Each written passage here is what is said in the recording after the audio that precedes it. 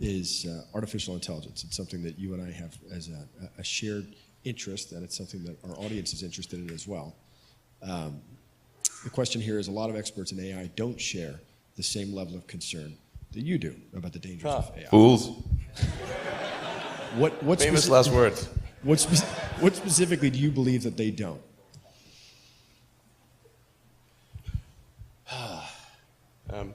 Well, the biggest issue I see with so-called AI experts is that they think they know more than they do. And they think they're smarter than they actually are.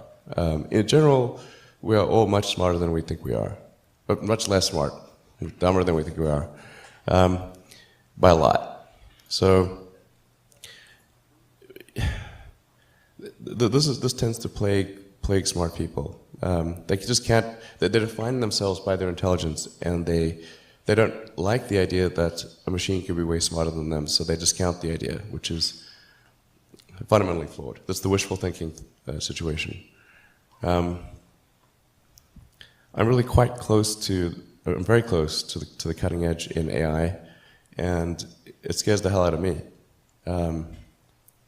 It's capable of vastly more than almost anyone knows. And the rate of improvement is exponential. You can see this in things like AlphaGo, which went from, in the span of maybe 6 to 9 months, it went from being unable to beat even a reasonably good Go player to then beating the European world champion, who was ranked 600, then beating Lisa Doll 4-5, who had been world champion for many years, then beating the current world champion, then beating everyone while playing simultaneously. Then there was AlphaZero, which crushed AlphaGo 100-0. And AlphaZero just learned by playing itself, and it can play basically any game that you put the rules in for. Whatever rules you give it, it literally read the rules, play the game, and be superhuman for any game. Nobody expected that rate of improvement. If you ask those same experts who think AI is not progressing at the rate that I'm saying, I think you will find that their predictions for things like Go and other AI advancements have their batting average is quite weak. It's not good. We'll see this also with self-driving. I think probably by end of next year, self-driving will encompass essentially all modes of driving and be at least 100 to 200% safer than a person by the end of next year. We're talking like maybe 18 months from now.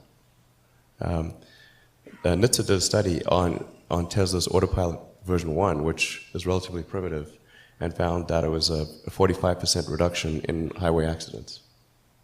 And that's despite Autopilot 1 being just version 1. Version 2, I think, will be at least 2 or 3 times better. That's the current version that's running right now. So the rate of improvement is really dramatic. We have to figure out some way to ensure that the advent of digital superintelligence is one which is symbiotic with humanity. I think that's the single biggest existential crisis that we face, and the most pressing one. And how do we do that?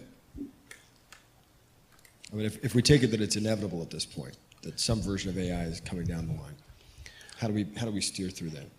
Well, I'm not normally an advocate of regulation and oversight. I mean, I think one should generally err on the side of minimizing those things.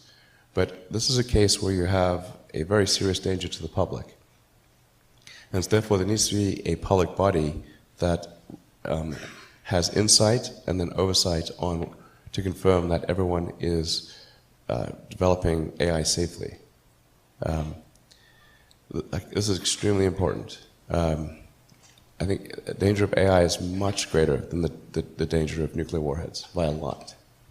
And nobody would suggest that we allow anyone to just build nuclear warheads if they want.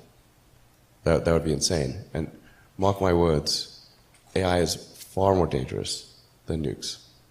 Far. So why do we have no regulatory oversight? This is insane.